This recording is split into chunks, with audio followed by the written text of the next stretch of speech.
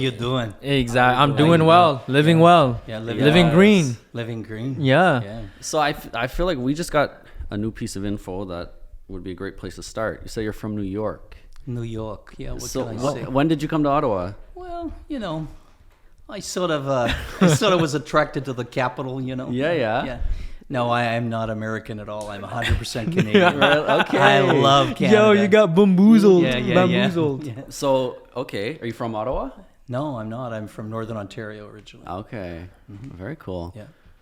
Have you been in the area your whole life? 10 years I've been in Ottawa. Okay. 10 years. That's a long time, actually. When was that? Like 2013. That was before you hit puberty. Facts. Probably. Most likely. Very true. I hopefully haven't hit puberty yet. I want to grow a couple inches more.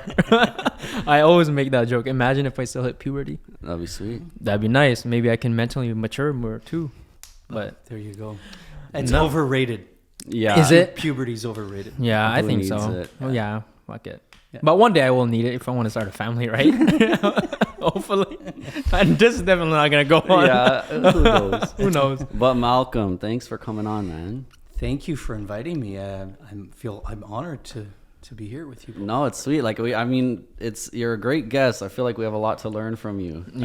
Well, I believe education and learning is reciprocal. So, Agreed, I believe that as much as someone, knowledge is to share, and I believe that I will get as much back, from all the people that I interact with. Yeah. Everyone's a learning lesson for sure. I hope we can provide that value. But no, yeah, we've only known you for 2 weeks now. I've met you. This is probably my fourth time meeting you, and This is my first time meeting you. I've already learned a lot.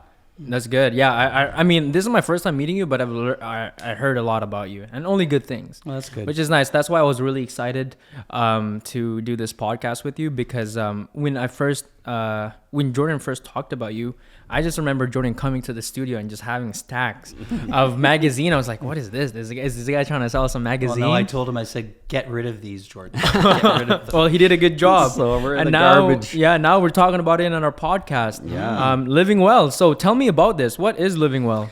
Well, living well is everything that comes under the umbrella of having a good life. So our motto with Living Well, Living Green is, as you'll see on the cover, create your best life. And one of the reasons I have that on there is because I want it to be a tool to empower people. Okay. So the articles and the content that is in there, it gives people vetted information that they can help create their best life. I find, like right now, if you look at the healthcare system, we're following a model that's been around for 100 years, and it's the allopathic model, which means basically you get sick, you break a leg, you go to the hospital, and they don't treat the symptom. They treat they do. That's what they do, is they treat the symptom. What we're trying to promote is more of a holistic approach, where we get and look at where the symptom is coming from. So the symptom is really just the tip of the iceberg. So you need to go and find out what's creating that and get at the source. And so that's basically what we're trying to do. So I really like that. That reminds me of this image that I saw. It was a goldfish in a bowl, right? And it was a sick goldfish. It was basically on the verge of dying. And then the water was like mossy green. It was like gooey, right? And then it had two options. It said, what do? Do you clean the bowl, or do you give the fish medicine? Right. And so that concept really speaks to that, because based on that, it seems like people would just pick the medicine and give the goldfish that temporary solution. Yeah. But they are not fixing the overarching problem, which is the environment. That goldfish is not living well. Definitely he's not. living a little too green though. I don't know, but was that goldfish trying to give you a message? Did you understand? Because he was probably going like this. Yeah, probably. I mean, it was a picture. What is he? You know what he was saying was change the water. Yeah, Change no, the absolutely. Water. So it's an approach of, instead of waiting for a problem to happen and address it, it's live healthy in a way that you don't even come to these issues. Yeah, and the goldfish is a perfect analogy, because that goldfish is immersed in that environment. Correct. And so much of us, and especially nowadays, we are getting sick because of the environment. Plato, I think it was said, let medicine be thy food and thy food be thy medicine. So really, I mean, nutrition, we can heal most of the things, sicknesses with food. Unfortunately, right now, with some of the food we're eating is not even real food. You know, we have so many fast food industries that are not providing the best nutrients, but yeah. No, that's so true. One shocking moment I had about like this whole food industry was when I first had my first job at Tim Hortons. Okay, and so I was out in the fridge. Inside the fridge, it was a big freezer, and I had to take out some of the eggs for them to cook and whatnot. So I read the ingredients of that egg. Not a single one said egg. Literally, it was all these, like, I felt like I was in chemistry class. Just so many like chemicals. I was like, what the hell is this? Not a single ingredient was a droplet of egg. It was wild. So I was like, wow, this is insane. It's funny, yeah, because like then a while back they changed it and they're like 100% fresh egg. Like, what was it before? Like, what was it before? What a selling point. Your egg's egg. know. That's great. This is I tell my girlfriend this sometimes, is that like it's so weird how like the world is advancing but also moving backwards at the same time. Like, we're advancing in a way where like we're coming with the great technology and tools to come up with the best medicine to cure some of our illness, but at the same time we're producing new things that causes us sickness, right? For example, with the food industry feeding us these like crazy, like, I don't know what they're feeding the kids nowadays, but like a lot of processed food, right? We're developing these new things that could like emulate meat or whatnot, but those are bad for us. So it's like we're evolving, but we're also taking a step backwards. So we're like somewhat stagnant. There's a trade-off. Yeah. I think the most important thing is, you know, if we need to get back to some of the basics. I mean, we look at factory farming right now. You know, you've got and it's based on profit. Everything's about profit maximization. And you know, I mean, I think it'd be great if we could get back to the day where you actually knew your butcher and you know, you actually, I mean, some people are, if you go to the farmer's market, you can actually buy meat from the farmer who grew it. You know, it's not going through multiple hands, and you can, you know, so it's from the farmer to mouth. So it's like, you know, it's only changing that one hand, and you know where it's coming from. So I think we need to get back to that type of, you know. But the problem is money, right? The reason why a lot of these processed food is so popular is because, one, they're very easily accessible, and two, they're also a lot cheaper than normal foods, right? Like, if you want to get like good meat or good vegetables that don't have chemicals on them, you have to pay the premium. And it's unfortunate, but it's just the reality of things. And it's funny how like how many ways these changes can like have an effect. Like with the way farming is going now, there's like, if we had all local farms, you know, each town had its own few farms and that's how it all ran. When COVID hit, the food supply chain wouldn't have taken much of an effect. Whereas now one factory gets shut down, an entire city is out of supply. Like, they can't get food now. It's just like, so when one company is supplying everybody, it's so easy to like kill that and mess up the entire supply chain. So it's, and maybe hopefully that's one of the things that COVID made us realize is that relying on a supply chain that is everything coming from far distances is not a good thing. And, you know, I mean, there is something that's called the 100-mile diet, where you know, all of your food comes within a 100-mile radius. And I mean, there is some limits there. I mean, you're not going to be getting kiwis and, you know, pineapples probably in that 100-mile diet all year round. I mean, if you even go back 40, 50 years, you didn't get all of the exotic fruits and vegetables that we now get in the grocery store. I mean, we take for granted what is on those store shelves now. A lot of that stuff, you know, was imported. It's flowing in. So, you know, the food that we're eating now, the variety is a lot broader than what it used to be. But, you know, I mean, as far as the magazine, you know, you're asking about living well. What is living well? We've also added living green, you know, to our whole, because what I basically wanted to do was take a look at what comes under the umbrella of living well.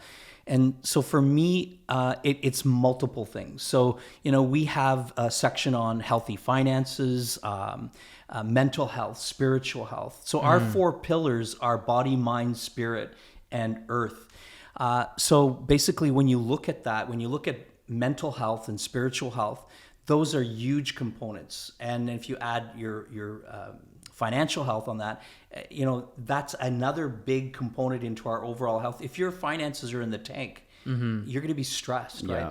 So it's about having everything that comes under that umbrella of living well. It's not just one thing. Our lives are multifaceted. So absolutely, yeah. But it's why? funny, Okay. like it's kind of similar to where what we were just talking about with like industries changing and how it would be beneficial to go back to some older styles of how it was done. It's the same with how people live their lives now. Whereas instead of just focusing on you and making sure you're happy and healthy and everything's safe in your life, it's like, I want to be rich. So that's all I'll focus on all day, every day. Work. And then you're not taking care of your health, food, anything else. Or it could go the other way. And like people are living in that same way where everything is one, where instead of just living this holistic lifestyle, hoping to just be comfortable and healthy and happy. And I think it's very interesting. Well, we've been marketed to very well. I mean, the lifestyle that everyone wants. They want, the house with the 2-car garage and 2 cars in it. Yeah. And so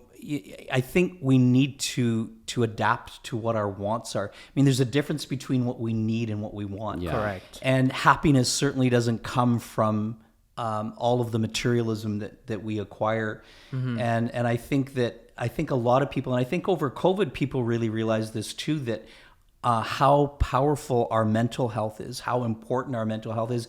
And when we become isolated as human beings, we are pack animals. We need that contact. We need other people. And so when people were isolated, we saw the how it affected people's mental health. Yeah, I can absolutely. definitely speak on that like firsthand. I remember when when my parents retired and they moved back to the Philippines, and then I had this high when I came back. I had like my own apartment, like a $2,000 apartment all to myself. I had my own car. I had all the materialistic things that you could ever ask for. But then I felt so empty, right? And it was so weird because it was just like, okay, I have all these nice things. I have all these lavish things. I have like the premium clothing and everything. But then at the same time, I felt so empty. And then it just came to realize like those materialistic things don't really matter at all. And like one thing that I've realized too is that like a lot of people strive for happiness, but then happiness is actually just a temporary state of emotion. And because right now I could be happy in this moment, but then when I walk out of that door, something could happen and I would be upset. I'm no longer happy. But one thing I've realized is that instead of reaching or striving for happiness, strive for fulfillment. Because when you're fulfilled, no matter what is happening, you still feel good within yourself, right? And you can carry that confidence and you're just happy. Yeah. Overall, right? Yeah. Happiness will come as a byproduct of being fulfilled. You know what I mean? Yeah. And that's something that isn't temporary. Because when you feel fulfilled, that you carry that energy wherever you go. Yeah. Right? Right now, I could just feel happy because, I'm in my element. But when I walk outside, I could be like, oh, this is a whole different environment. I'm no longer happy. But I think the key is to try to maintain some level of contentment. Correct. And try to like not hit the highs and the lows. And when we look at addiction, which is rampant, is you talked about feeling that emptiness. That's what drives addiction, because people either become, and I mean we know that there's hundreds of addictions. It's not just alcohol and drugs. Yeah. But it's either to deal with physical or emotional pain. And for you, when you came back to that apartment, yes, you had all the trappings of what quote unquote you thought was going to make you happy. Yeah. But at the end of the day, you came back to an empty apartment. correct. Yeah. And you were probably missing your mom and dad. Absolutely. My parents are back right now and it feels amazing. Yeah. And I'm so happy that they're here for 3 months, but they're leaving in 3 weeks. So I'm like so sad about it. Yeah. But at the same time, it's nice. Like sometimes the best things in life are free, like your family, like your friends. Honestly, I can say that without a doubt. Like your relationship with your partner and like just people around you, like that is irreplaceable. You It's know, true. like 'Cause, I've yeah, had like- it all, bro. Like I had like luxury cars, I've had all these things, but at the end of the day, you can have the nicest car in the world, but like, where are you going with that? Are you going there alone?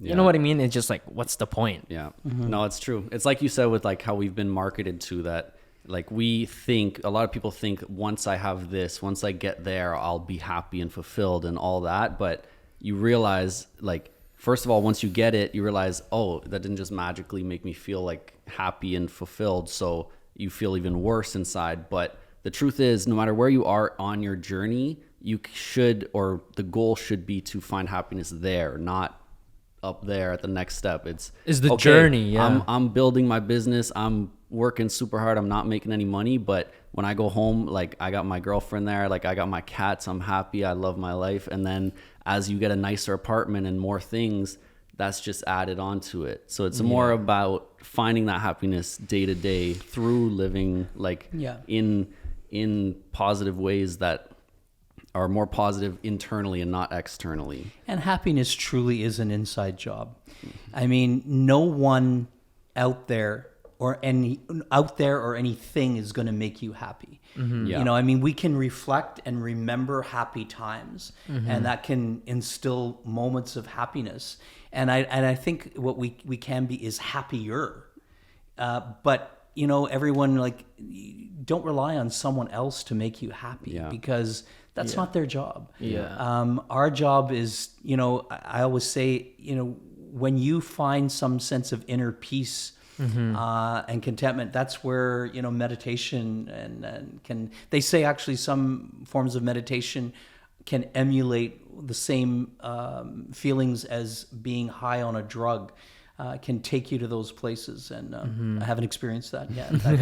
The meditation, but for sure. yeah. So I mean, it's we're complex, right? Absolutely. Yeah. And you know, a lot of what we've been talking about too is what I would say is ego driven. You know, there's more than one of us in here. And you know, a lot of people say, oh, you know, like, you know, really? Yeah, well, of course there is. There's, you know, when we look at the self and the me and the I, the ego plays a huge role in our life. Totally. You know, I've become a student of the Course in Miracles over the last 15 years, and one of the sayings in the course is about the ego is suspicious at best and vicious at worst. And I really love that because I see that all the time. I mean, when you look at how you know, egoic thought moves along, it can destroy your life if you allow it to. And it's I think it's really important to come to terms with, you know, your ego can be good for you, because it's a safeguard.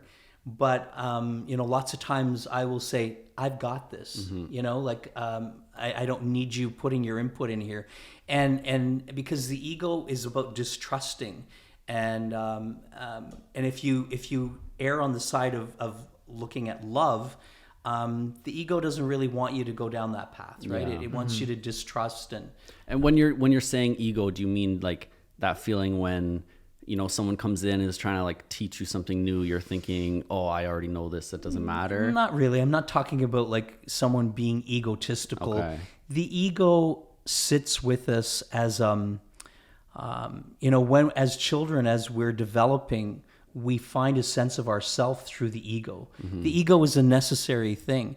I've been watching a podcast on YouTube with a gentleman by the name of Leo. It's called actualize.org. And he's gone through the 9 egoic states. And basically it's fascinating because, you know, he looks at how we evolve, and some people get stuck.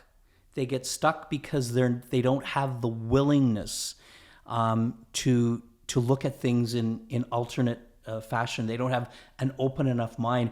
We will never grow as a human being if we don't have the willingness to look within ourselves. Growth comes from within, and the most important person to get to know is ourselves. Okay. So this, like, using ego in this way is like kind of new to me. So what you mean is it's almost like your sense of self, which Absolutely is valuable, like you said, is important, but you can't just say you can't just shut everything else out because I know who I am. I'm not open to that. I think to have a better control of your ego, somewhat I feel like the more you have emotional control of yourself, and like the more you're like emotionally mature, I feel like you can have a better control of your ego. Because for me, like before, I used to be, I guess, would you say egotistical or whatnot, or just sometimes I feel like I'm on top of the world, and I wouldn't invite new ideas or invite new concept into my life just because I thought like I knew it all. But then and I guess it was like a part of me that was just like so closed off. But then like the more I became more like emotionally mature, I've come to like let my guard down in some way, right? And so I don't know. Yeah. I used to look at that the same way about controlling the ego. And what I realized is that I didn't want to control my ego. What I almost wanted to do was befriend my ego and say that I understand that you're here to protect me, but there's a lot of things that I'll even stop myself in a certain situation, and I'll go, okay, who thought that thought? Yeah. Was that me, as in the real me, or the me that I want to live like? Or was that my ego thinking? Yeah. And a lot of times when I reflect back, I'll go, that was an egoic thought. And it's sometimes usually not a thought that I would want to walk with. Yeah. Because it could be a judgment. It could be like, well, who do they think they are? Like, And so when you get, it's almost like, I love the way Eckhart Tolle, I don't know if you're familiar with Eckhart Tolle, he wrote a book called The Power of Now and A New Earth. Yeah. One of the things that he talked about was becoming the observer of the observed.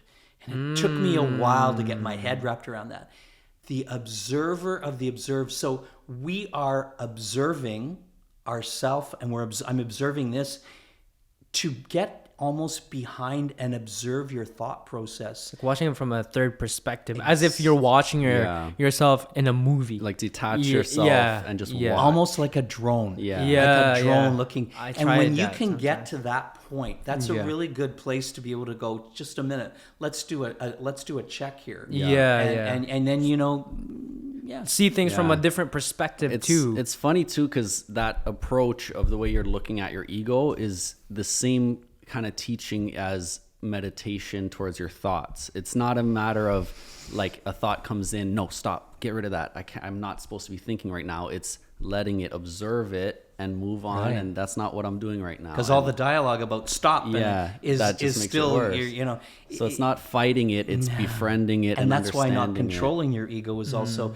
because I've also read a book that is fascinating called Power versus Force by Dr. David Hawkins. And I've heard of that. Yeah, and so he looked at all of the levels of emotion, and he calibrated them as an energy level. And so he started off with the lowest, which was, I think, despair. It was 20. And he went all the way up to 1,000. He said most of the world is vibrating below the level of 200. And the United States or North America is around 180. What is 200? 200, he calibrated, is courage. And so I look at, we have to get to the level of 200 or courage before we can become introspective, because it's that courage that we get the courage to look at ourselves. It's very, very scary to look at ourselves, and analyze. So when you get to the level of courage and you have the ability to sort of go within and sort of do some introspective work, what happens is on the other side of courage is, I believe it's willingness, acceptance, and then love, joy, bliss, and isness. At isness, you just like disappear. Yourself. It's like isness, you're vibrating so high, you just disappear. Is that like you reaching nirvana in some way? I don't know. Enlightenment. I hope to be there. Yeah. No, it's very but interesting. Then you'll disappear. But yeah, do you really? I don't know. Maybe. But you'll be at bliss with it. Yeah. You'll be good. So But, I mean, I think that if we can even get to the level of once we get above courage, then acceptance. Yeah. I mean, you have to accept your situation as well for what it Totally. is. That's a big one. That's a big one. A lot of people cannot accept certain things, and they can't make the right decision based off of that, right? And so that's a big one. Acceptance is like, that's one key thing for me, I think, that allowed me to be the person that I am, is just by accepting myself. Because before, like when I was a teenager, I used to have like insecurities on the way I look and whatnot. And I tried so hard to change it, like, oh, I'm this, I'm that. And I would do everything to not feel that. But then the moment I've accepted myself, I'm just like, okay, you know what? I had this moment where like, hey, let me rate myself out of 10, out of like my aesthetic, my like how good looking am I? Yeah. And I gave myself like a 5.7, and I'm just like, you know what? But that's okay. Yeah. Because that's me. I can't change that. And then like, but what was weird is that like, even though I rate myself at a 5.7, which is just above average, if that even, is that like, but because I accept it and I loved myself for being a 5.7, nothing else that everybody else said mattered to me. Yeah. Like someone could say, oh, like, yeah, I would never date David. Oh, David's ugly. Like that didn't bother me, because like, I already know that. You know what I mean? I could be ugly, but at least I know it and I accept it. Well, yeah. But like, the thing it's so weird. Acceptance is like a big, David, big you're thing. going to make us cry. No. It's okay. I date you, David. Don't worry. I appreciate that, man. But yeah, no, like it's funny because with self-acceptance, like there's the two extremes of it where you have none of it and you just, everything you do, oh, I hate that. I need to fix that. I need to change this. I need to change that. And then obviously if you go too far the other way where I don't need to change, I'm the best, screw you. Yeah. But there's that middle ground of like, I have problems. I'm okay with that. But now it's not an issue of judgment or like what other people think. It's, do I like doing that? Am I okay with how I'm acting here? And you get to make a decision from a more real place. Yeah, And it's that's like, all that I'm matters. broke. Yeah. You accept it that I'm broke, but then what are you going to do about that, right? It's like sometimes people are like, oh man, I'm broke, like my life is over, I can't do this, but like that's accepting that you're broke. But then there's a difference between accepting that you're broke and then acting on that. Like what are you going to do because you're broke? Right? And then so, but I know we and even your person who is, you talked about the person who comes in and they say they know everything and is full of bravado.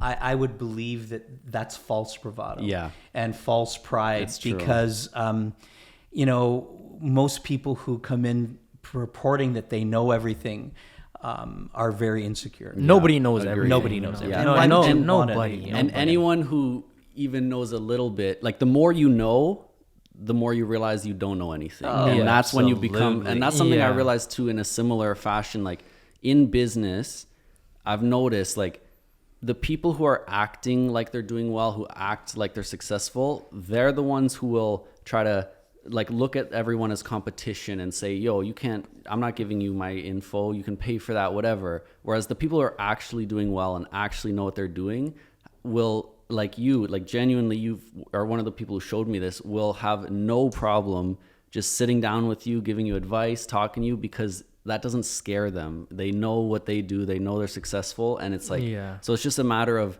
and in the same with, if you know everything, you realize you don't know anything. But if you don't know anything, you just like to fake it and act, So people like to do the fake it till you make it. But I think I'm a big believer in that it's so bullshit, because like a lot of the times people try to make it by faking it. But then like when you're around the people that have already made it, they know that you haven't made it. Like you can see through the lies, like you can't hang with them.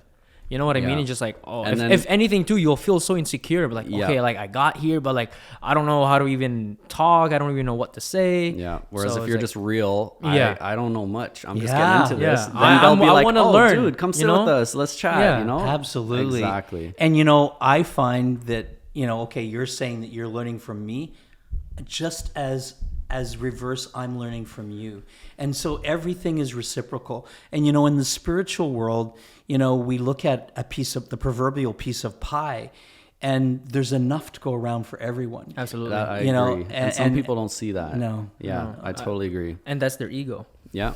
Maybe. Yeah. But I wanted to circle back with the Living Well and with your magazine. Why go with a magazine? Because right now with the world, how the world is transitioning, everything's going digitalized. Well, you know right? what? That's a really good question. So I want to know why you went with the magazine. Well, and- as I told you before, when I had arrived in Ottawa, I was working actually for another publication, and then I decided to do my own publication, and I did have people at that point in time say to me, "Why would you go into publishing? You know, like print media is on the way out." Mm-hmm. And I thought, well, you know what? I think maybe sometimes, you know, one of the best times to go into an industry is when everyone is, you know, going the other way, because no industry ever dies 100%.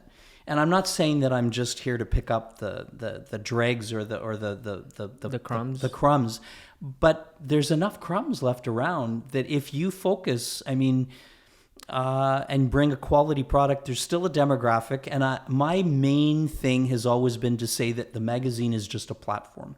I'm just using it as a launching pad. So that, you know, we've done several trade shows now. We've you know, we're moving into the social media aspect and exploring a few other different things so that we can reach everyone. I mean, our motto with Sinclair Media is be seen, be heard, be noticed, and be remembered. So, I mean, that takes in every way that people learn, the audio, the visual, the kinesthetic. And we're trying to also bill ourselves as the magazine that comes alive before your eyes and ears. So we're implementing QR codes where people that do podcasts like this can put their phone over it, and then it'll take them to a podcast. So, I on the top of an article, I can say, don't have time to read this article. Maybe you can listen to it while you're washing the dishes. Yeah. That's true. So, appeal to every different demographic at where they're learning. I like that because you're adapting, right? Like you're still doing the physical print, which is nice too, because I love like touching real things, not just on my phone. Like everything is accessible on my phone, but like seeing this and feeling it is really nice. And like I love how like you're adapting the old way with the new way, with the QR code and the video and the digital aspect. And the one thing that people seem to fail to realize is, okay, I've got this magazine in my hand. If I take my phone and I start scrolling through Facebook and Instagram, once my finger goes past it, it's gone. Yeah. It's gone. So you're relying on your memory. You're relying on, we're inundated with information. Yeah. There's something to be said for having, something in your hand that the physical, the presence. Yeah. The five senses, right? Like I can smell this, I can hear it, I can touch it, I can see it, and there's a different sense to it. And maybe I just feel that way because it's been a while since I picked up like a magazine and actually looked at it, but like picking this up, I was like, okay, I'm actually interested looking at this. Because like you said, if just because everyone's on their way out of print, like it means instead of just being one of 100,000, now it's like almost novelty. Oh wow, a magazine. Let me. So look the market's through it. actually getting narrowed down, Yeah. and so for those who choose or who are able to stay in it, I think that there's a good possibility for them to thrive. Yeah. Mm-hmm. I mean, it's reaching people, and it's basically having a presence in the market, right? Yeah. And the other thing too is the other argument against print versus social media in terms of advertising is you can't target. But what you're doing here that's very smart is this magazine is only for a certain area of Ottawa or for Ottawa, and it's advertising local businesses. So everyone who picks up this magazine is a potential, they've already been targeted. Right. The targeting's done. So it's a very interesting approach, and I think it's sweet, especially to offer the peripherals that can then level it up. And I mean, with the direction that we're going in as well, by creating 10 zones where we'll have Living Well in Canada and Stittsville, Living Well in Orleans and Rockland, Living Well in the Glebe and Sandy Hill, we're going to try to approach it from a more community and neighborhood aspect. And also, we're not approaching this from just having someone place an ad. We want them, we want to try to make someone an expert. So, David, if you were a chiropractor, I would approach you and to not, you're not what you're cracked up to be. So what I would do is I'd approach you to not only maybe put an ad in for your services, but write an article on the benefits of having a regular adjustment. So then that way, it's not just. I want this always to be about knowledge, imparting knowledge to people, and giving them the tools so that they can stay healthy. Right. Yeah. And I love how like with the video implementation would be really nice too, right? For example, like if I was a chiropractor and I had my ad here and I had a little blog and then there was a QR code and then it's a video of me talking to the camera. I'm like, hey, this is why you need to be adjusted. Yeah, you know what I mean? And then just like, oh, okay, it makes it interesting. Not only did I read about it, but now I'm watching a video on it. So it's just like taking like what someone would argue is boring to still somewhat like entertaining, right? Which is really nice at a business standpoint. Yeah, I really like that. Sweet. So I mean, definitely I want to ask more beyond the magazine, but one other thing too is, so living well, we've discussed a lot about that, but living green. And like that's something that a lot of businesses will throw up in their marketing just because it looks good and people are happy about it. But from what you've told me and like how you vet companies and for your trade shows and for everything, that is actually a very important part of this. So like, tell me, why is that so important to you, and like how has that been implementing it? Well, absolutely, because there's a lot of greenwashing going on. We know that a lot of businesses are adopting, the whole environmental aspect because they see it as a way to stand out and have extra dollars coming into their pocket. So I think it's important to vet the people that you have, and with the show, definitely, find out from them, like, why is your product green? What, and also, when we do the show, we don't even want to call it a show anymore. We want to call it the Living Well, Living Green experience. So I want people that are going to be coming to the shows in the future and the exhibitors to tell me what they are going to provide as an experience for the attendee. If someone can walk away, each person can walk away with something, whether it's planting a tree or doing something, then they become empowered. I think where we're at right now is there's a lot of people that are feeling a lack of hope as to what's going on. I mean, look at we listen to the news, and we can't lose that. We can't lose that hope, and we need to try to turn the Titanic around. Like from avoiding to hit the proverbial iceberg, because I believe that this earth is worth saving. Absolutely. Yeah. I believe that too. And I agree with what you said. I think just with the way the news is and social media, and it is in some ways getting bad, that people are just like, oh, it's too late. Like, there's nothing we can do. What's the point? Like, it's almost like that big drive towards like fixing and saving the ecosystem is kind of fading in, just like, we're just wasting our energy. But it's important that we like keep pushing it. And that's the problem, is that like a lot of the people think that like, oh, like I'm just one person, I won't make a difference, right? But then when you collect all that one person and there's like 10 million of them, that's a big change, right? And empowering businesses like to have these trade shows, or what do you call them now? The experiences. The experience. I like that. To have that. And so someone can walk in there and say, okay, all these businesses actually care about the environment. Now I know how to live my life in, like, I used to go to this chiropractor, but these people I'm going to go with them now, and like actually start to take action. It gives them an opportunity to see what are ways I can start taking action. Yeah. And the way too, the reason I implemented the green aspect too is because I think we've got the government that's bringing down all kinds of policy and funding. We've got industry that's creating innovation. I saw a void where, the public didn't know, they're in the middle. They don't know what to do. Yeah.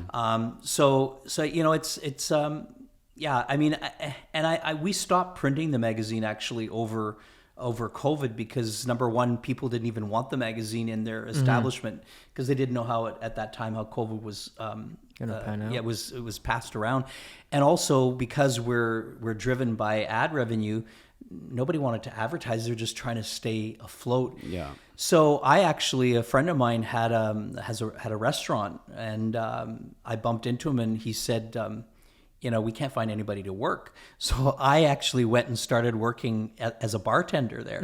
I had never worked in a restaurant. Actually, it was my first job that I've ever had. Really? I started at my parents' basement when I was 12 years old. I'd never had a job.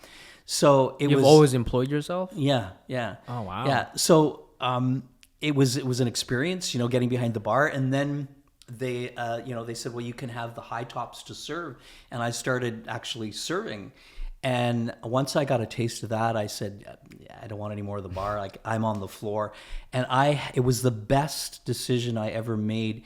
I think, and there was a part of me, we want to talk about the ego. Mm-hmm. There was a part of me when I took that job, I thought, oh, what are people going to think? Yeah. Mm-hmm. Boy, things must be tough. He's now serving in a bar. Mm-hmm. And, I thought, let that go. What difference does it make? And actually it was the best choice I made. I realized that when I took that job on, I was in a depression. I just lost my dog of 15 years. I don't want to start sounding I'm writing a country tune here or anything. Yeah. But I got so many hugs and love from the staff there. I became their bar dad, and it was amazing. And actually, it was talking to a lot of the customers, getting into conversations with them, that gave me my mojo back, or my drive to. And I thought, what, I'm another kick at the can. I didn't bust my ass for 5 years before COVID to just walk away from this. Mm-hmm. And I also realized that, in some ways, this is bigger than me. And I don't want to sound Pollyanna, but, you talk about we don't think we can make a difference as one person. Mm-hmm. And I thought, I have a platform here that with the shows and with the magazine that I can bring education, number one, for people to stay healthy, mm-hmm. and then to educate them on the environment. And if I only reach a handful of people and change their perspective, then I think I've achieved my goal. So you know what?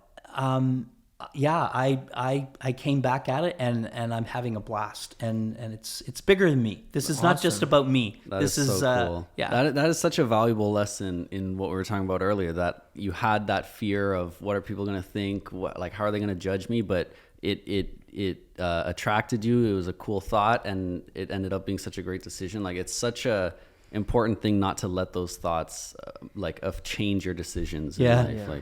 That is big. I want to dive into the business world though. How do you go about selling this?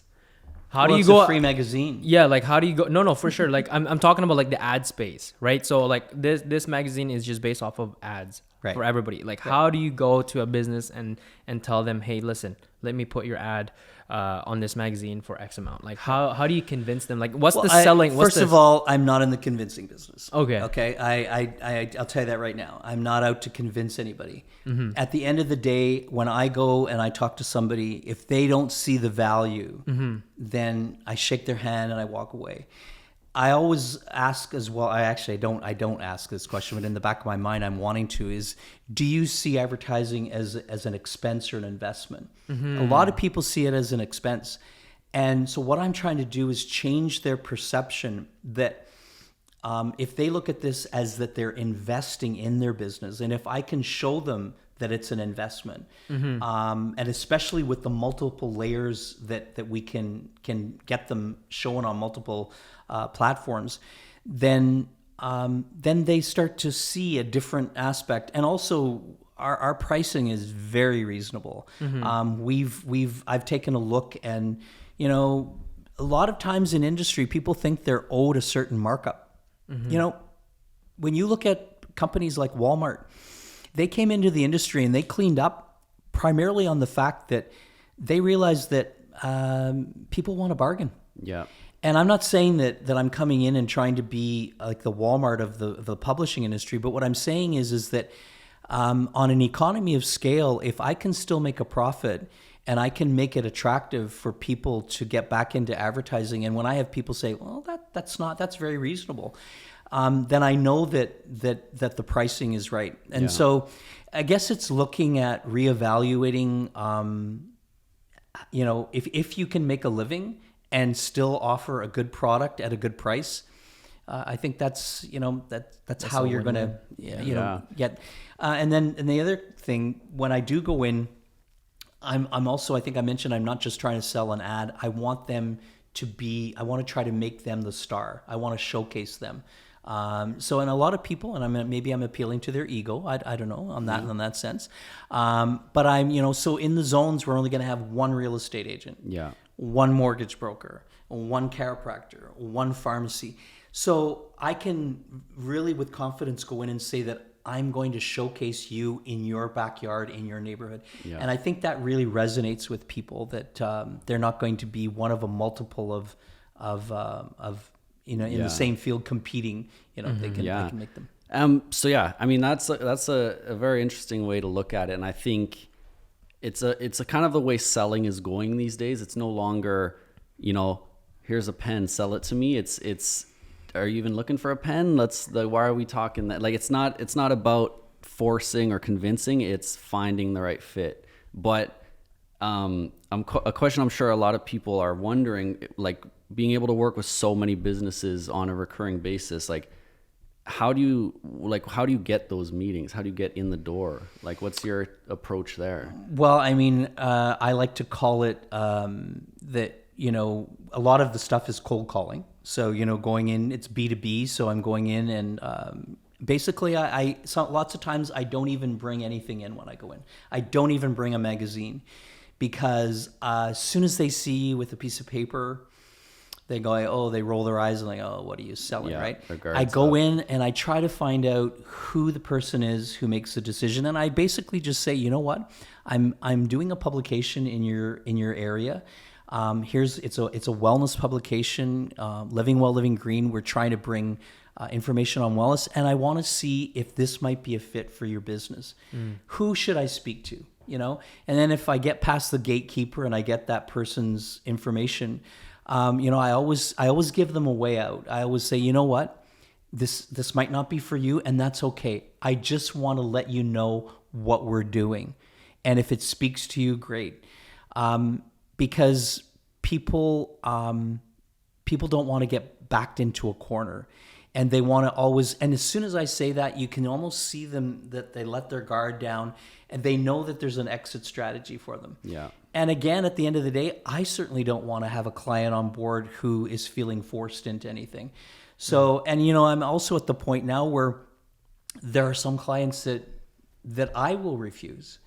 Not, because I don't feel that they're a good fit, or they don't basically represent the values that we want to represent. Yeah. So I think it's a two-way street, and I guess at the end of the day, it's a bit of a numbers game too. Yeah. That you're going to find, you're building relationships all the time, and that's basically what it is. Yeah. And you're certainly not going to get them to take sign up on the first touch. No, eh? No, a lot of follow up. I feel like this is a game of relationship, right? Yeah. Just like with anything, whereas this, yeah, for sure. What's cool too is for you to have that approach of, I'm trying to find not only if I'm a good fit for you, but if you're a good fit for the magazine. For you to be that strict on who's allowed in, it makes it so that this isn't even just advertising anymore. It's branding. It's whatever business you see under this cover fits this lifestyle, this motto, and so it's like almost this free way to align your brand with a certain lifestyle of. Well, I mean, I certainly hope that the people that come on board obviously are they appreciate the content, and I mean.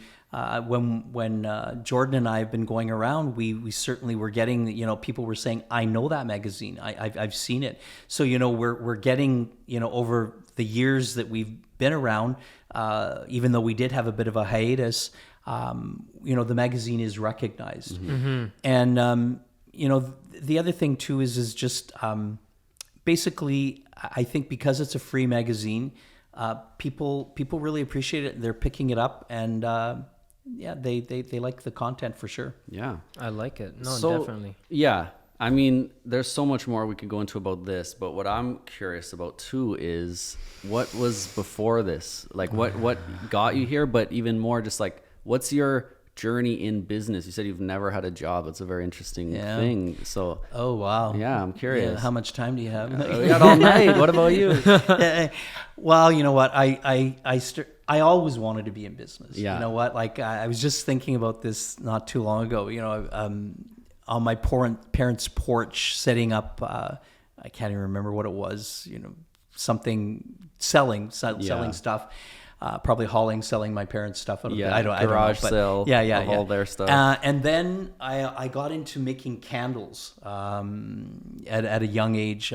You know, my parents had an older home with a third story, and they ended up not renting out the apartment, and so it had a full kitchen, and I just sort of took it over and started making candles there. And then I quickly found a friend of mine was selling flowers, and all of the flowers that she was selling were selling and my candles weren't. So I sort of switched really quickly, and I came across this rose, a ribbon rose, and I can't believe when I look back how I took the bus to Toronto from Northern Ontario, from North Bay, and when I had a meeting set up. I was 16. And I met with this lady who was, I think at the time it was United Cigar Stores. They were in all of the subways. Mm-hmm. And so they would sell all kinds of stuff. So I had these flowers and things, and I went in there, and I mean, I was serious. You know, I was going in, and I'm seeing her with this smirk on her face. And I'm thinking, what is she laughing at? You know, like what? She wasn't laughing. She was smirking. And, you know, now when I reflect back, she was probably going, oh, my God, this is a kid. Yeah. Mm-hmm. This is a kid. Mm-hmm. And he's like doing this presentation. What the best thing was 2 weeks later, I got this big fat envelope in the mail with orders for each of the stores. Like I think they had about 30 stores, and they did a PO for each store. And you know what? That was the biggest excitement for you, was opening that envelope and going through those orders and fulfilling them. Yeah. Wow. And it was like all out of my parents' basement. And then I got an order from a company in Toronto for this rose, and they ordered 3,000 dozen. 3,000 dozen? Yep. And so what I did is I got all of the supplies. I found a ribbon mill in New York. There's my New York connection. Yeah, there it is. And I hired some friends from school, one to cut, one to put the wire on. How old were you at this point? I was 17. Yeah, 17. And then I would sit there for 10 to 12 hours a day rolling these, and I didn't even take the wire off. I would just throw them, and someone would cut the wire, put the green floral tape and the leaf on, and then package them. And so within 3 months, we got that order done. And that sort of gave me the capital, because after that, my fingers were bleeding. And I thought, do you remember how much that order was? Yeah, it was $40,000. Wow, at 17. In high school. Yeah. That is wow. crazy. How did you feel getting that order? Oh, I can't tell you. Did you tell your parents right away? Oh, of course they knew. I mean, I overtook their house. Yeah. Like Did literally, everyone at school? the living room was a production area. Yeah. Did you even go to school at that point? I think I was. That was probably 17, and that was probably my last 12th year. grade, 12th grade. Yeah, grade 12. Yeah. $40,000 back then. That's crazy. wild.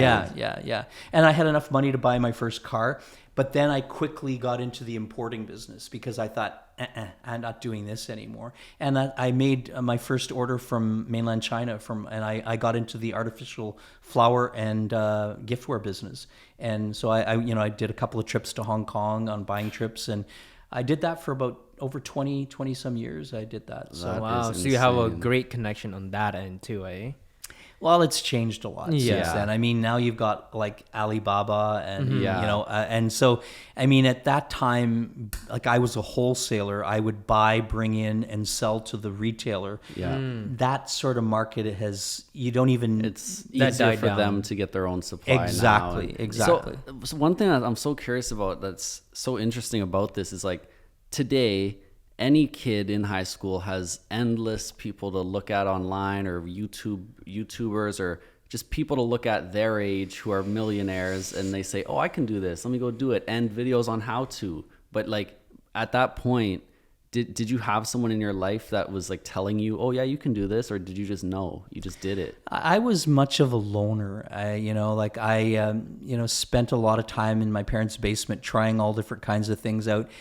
and it was never really, I'd have to say, about the money. I never had this aspiration of making gobs of money. It was honestly, you know how when you go on a roller coaster and you get butterflies? It was for the butterflies. Yeah. It was like, you know, when they say it's not about the destination, it's about the journey. Like just when I say about that, opening that envelope, that was why I did it. Yeah. Like it was like the process, the acquisition, like going and having the balls. And I didn't realize that at the time because I never thought about it. But now when I reflect back, having the balls to make these appointments and call these people up, you know, as a kid, I was still a kid, right? Yeah. I didn't think about it. I didn't really think about it in terms like that. But now people like you are making me reflect back.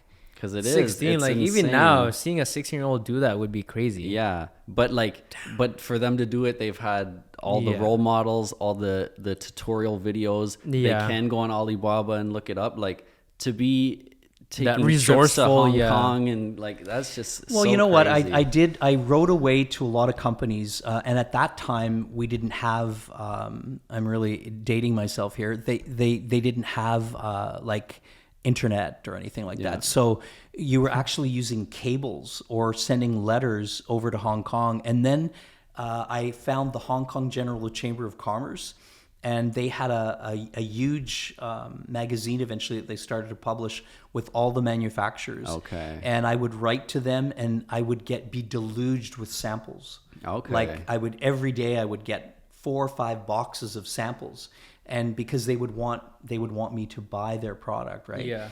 And so that's how I initially did the buying and that. This is what I'm mind I feel like you started drop shipping way back. Like We did. He's the origin of drop shipping. He told me a bit about this, and the reason it came up was I told him that we used how we started, and That's crazy. And he's like, he was just telling me about this, and it's like where do you even get the info to? Okay, now I gotta like write a letter to this company, Yeah. and You know how what? do you get It's there? all trial and error, It's right? trial and error, and Yeah. it's curiosity. Yeah. That's Yeah. all it is curiosity. And I think if you've got the entrepreneurial spirit in your soul or in your gut, it's a drive. It's something that It's an addiction. I watched that video, that podcast last night, and one of the things that I took away that I thought was amazing was one of the podcasters, I think it was Chris Williamson, said, "The push is the privilege." And I think that as an entrepreneur, that's what we all have, is the push. That push is what gets us to the next level. Mm-hmm. And that push is what makes us not rely on just saying, "Oh, I won't go any deeper as far as searching." You dig deep, and now, I mean, it's amazing. You can text somebody or email them and get information. And so obviously now that's why the market has changed so much, because it's not so narrow. Yeah. The market is open to anybody who wants to be there, and that's why it's not really a good market to go into anymore. Right? Yeah, I mean, you just have to find ways to differentiate yourself, because you differentiate yourself by doing it in the first place, by thinking of it and figuring it out. Whereas now, literally anyone can go sell flowers, plastic flowers, right? Today, they could do it easily. For so sure. it's like you can sell, but no one can. But are you really selling though? I right? started out doing sales too. Like Yeah. I went and did flea markets and all that kind of stuff. And then I decided, I guess I didn't know the term at that time, but I guess it was I wanted to scale up. Yeah. And then I decided, okay, let's bring it in quantity. Let's sell to the stores. Like, let's not sell right to the public. Let's sell to the person who's going to sell to the public, right? Yeah. And then do quantity. But anyway, I know you've been very doing cool. this whole like business for a long time, I guess. I don't know how deep we are in the podcast, but like one question that I had for you is like, what is your biggest learning lesson from having this years of experience in business? From then to now, right? I'm sure business has changed, but like, what was the biggest lesson you've learned in business? Don't be afraid to fail, because you will. Okay. Or, I shouldn't say you will. I mean, but you will. I You did. will. Yeah, I you will. did. I think you will. You did. will. I yeah. failed. I mean, because I did many other businesses after, and So and that's probably where as well with the ego is, be careful, if your ego thinks, well, I got this, that's when you'll get knocked off your pedestal. Yeah. So always be humble and always be willing to learn and listen. Yeah. That saying about surrounding yourself with people who, or if you're the largest income earner in your circle, it's time to move to a new circle. I mean, that I think within reason. I mean, you're not going to. It doesn't mean cut off your friends. Yeah, exactly. It's just the people you're around. Right. But I mean, that's where networking comes in. And so, it's not even about rubbing shoulders with people because of their income bracket. It's more rubbing shoulders with people because of what they can teach you. Yeah. And it's not just you have money, we should be friends. It's, I love how you're doing this, how you got to that point. Exactly. I'm inspired by that. Exactly. And I want to be around it. But yeah, like you said, like there's a saying that I really like, that the only time you fail is when you stop. So it's every little hiccup along the way is literally just an opportunity, a learning lesson, something to take value from. It's the day you give up that you actually fail. Of course. So Absolutely. I love that. Yeah, I love that too. And another one I love is there are no mistakes. Or in fact, what I think is we should change the word mistake to teacher, because all of our mistakes are teachers. They're potential teachers. They're lessons. If we're willing to learn from them. If we want to label them as a mistake, but if we walk away and can learn from them, then they're not a mistake. You shouldn't say I made a mistake. I learned a lesson. What's that quote? Like Thomas Edison with the light bulb. I didn't fail 1,000 times. I learned 1,000 ways not to do it. Right. That's it. But can you imagine? I have a can light you bulb over my head imagine right now. the stick-to-itiveness to fail, like to never give up? But not only the amount of failures, but to be trying to make something that doesn't even exist. You don't even know if this will work. You're just shooting in the dark. Like, that's crazy. That's ingenuity. That's a different mindset. That's the beauty of business, right? Yeah. You're a problem solver. Yeah. Right. And then you also have this characteristic of like not wanting to give up, and you just have this tenacity of just like doing what it is that you set your mind to. Yeah. Right. And that's just the biggest differentiator between like an entrepreneur and just like an average person that just wants to do. It's just like we have that willingness, that drive to just do what we thought we want to do. Right. That idea that we have and executing it. And I think we talked about this earlier too, before we did the podcast, that you also have to be content with not getting a paycheck every week. Yeah. Because, and people who, and we live in a government town. So, I mean, a lot of people who work 9 to 5 and they get a paycheck every 2 weeks don't understand what entrepreneurship is. And that's okay. It's okay. But, it takes a bit of an ironclad stomach, because you have to be willing to ride out the highs and the lows. Yeah, there's no question. Like, we've told this story before on the podcast, but the day we signed the lease for this place, his entire department got laid off at work. Yeah. The day. And sometimes too, like this is the age where like a lot of our friends are just like having this, that are starting their careers, right? They're making like 80, 90, like $100,000 a year. I'm just like, damn, like that's a lot of money. But then like at the same time, like, oh man, like we're just just scraping to get by. But at the same time, it's like I wouldn't trade it for anything else, right? Because what I always say is that like when you're in business and you're doing something you love and there's value into it, there's no cap into how much money you're gonna make, right? And you are also it's also up to you on how much you're gonna make, because it's the amount of value that you're providing, right? And the amount of problems that you're solving, right? That will reflect on how much money that you're making. We may not be making much right now is because we're not solving enough problems. But as we get by and solve more problems and become more valuable, then that money will come. But like David said, we're definitely wrapping up. But there's one question I wanted to ask too, similar to David's, is what's the thing that you're most proud of in your life, whether it is business or completely unrelated? Teach me something, Michael. Give me wisdom. Well, I mean, obviously is I like to always say about failing forward. I think for me, the biggest thing would probably is what being in business has taught me is personal growth.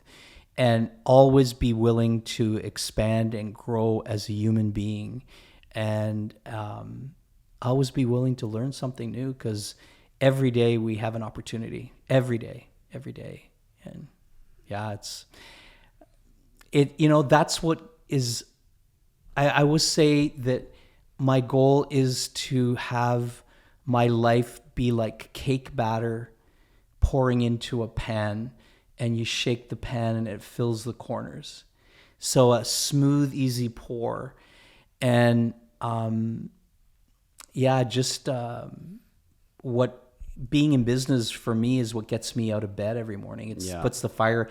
Sometimes I said I can't wait to go to bed so that I can get up the next morning and do it all over again. And I've had that feeling that too. Literally what people strive for in life. No matter what you do, business, you have a job, no matter what it is, it's to be excited to like get out of bed every and morning. I am excited. Like on my days off, I'm just like, yes, I'm excited. I get to do my business. I get to work on my business. I'll sleep less so I can do more of it. And it's just like a drug. Within reason. Within reason. Live well, take care of ourselves. Of course, gotta live well. Gotta live green. This has been great. And life's about balance. Absolutely. It definitely is. You eat well, but it's still about having a good time. I have one question, if you guys don't mind. Yeah. Questions quickly. One is, Malcolm, could you give a response for young entrepreneurs looking that don't know where to start, but they'd like to start a business, they'd like to be like Mason, they'd like to be like David. How do they get to a point like this? What's your best advice to recommend to just start off? That's Jordan in the room, everyone. I mean, I would think. I mean, I know in Ottawa there's a group called Invest Ottawa. I don't know if you guys. I've heard of that. Yeah, they're on social media. And actually, a friend of mine that we're meeting with tomorrow for lunch is one of the mentors at Invest Ottawa. Oh wow. Yeah, I mean, I would say, nowadays you guys have got so much of information available to you with podcasts. There's so many good entrepreneurs out there with information, and algorithms. As soon as you start typing in, entrepreneurship or information, you're going to have that. So I think there's a plethora of information out there for young entrepreneurs wanting to get started, and do what you guys are doing. Pick other people's brains. Ask questions. Hang with all different age groups. Make friends. With everyone that get invited to networking groups and just ask questions, because most people are willing to share what they've acquired, and don't think for a minute that you guys don't have just much to offer back, because you do. And I mean, I know for myself right now, technology is a huge learning curve, so I'm just trying to be a sponge and absorb it. So for me, hanging with people like you is an amazing thing for me. One last I love it. Mind if you plug so everyone can find out where to find them? No, yeah, that's the last thing is. Yeah, there's a last question. What's coming up? What do you got going on? And where can they find you? Yeah, where can they find me? What do you want people to know, or where can they find whatever you'd like them to find? What do you got going on? Well, you know what? I mean, I am in the process of writing a book. I mean, it's probably 3 or 4 years out. Really? And it's going to be called The Business of Isness. And I'm actually thinking of, when I do my podcast, I'm going to call it The Business of Isness. Wow. And what is isness? Being the moment. Isness was the top of that emotional scale that Dr. David Hawkins calibrated. And so what I want the book to be about is a spiritual book about business. So bringing a spiritual aspect to running a business. And also, when we talk about business, we always talk about what's the bottom line. Mm-hmm. What I'd like to look at is, what's your bottom line? What's your bottom line? And so, we look at for profit, but at the end of the day, with a profit and loss statement, each of us need to look at more than just the bottom line being a financial return. Yeah. So what can we give back? And from a spiritual aspect. So, I mean, I have all kinds of ideas for chapters, and that is awesome. Yeah, and so the whole idea of it is because you is who you is. Mm-hmm. Yeah. So and like what, in your words, what is isness? Like, what does that mean to you? Isness is probably when you have gone through the process of self-reflection. I mean, if we can ever get to the point, I don't think even till our last breath, to really truly know who we are. It's never done. But self-examination, self-inquiry, always looking to tweak ourselves to become better and better and better and better. Yeah. So being the best is you can. I guess that's what I would say. That's sweet. I'm very excited for that book. I hope it comes sooner than that. I want to read it. Yeah. And if they want to get into this magazine, how can they find you? Well, they can go to livingwelllivinggreen.com. And in the magazine's in hundreds of locations across the city. Awesome. So, So check them out. Check Hopefully, out the website if you our wanna... goal in 2023 is to be in one of these magazines. well, I will put that out there into the universe. Manifest it. See, that's the vibration. This is us next. Yeah. We never even got into that. About vibration. About vibrational energy. Maybe we need a part 2. Yeah. I'm pretty sure we're over an hour deep right now. Maybe that'll be the first time we're on your podcast. Hey, of course. I can see it. Awesome. Well, Thank you very Malcolm, it was a much. pleasure having you.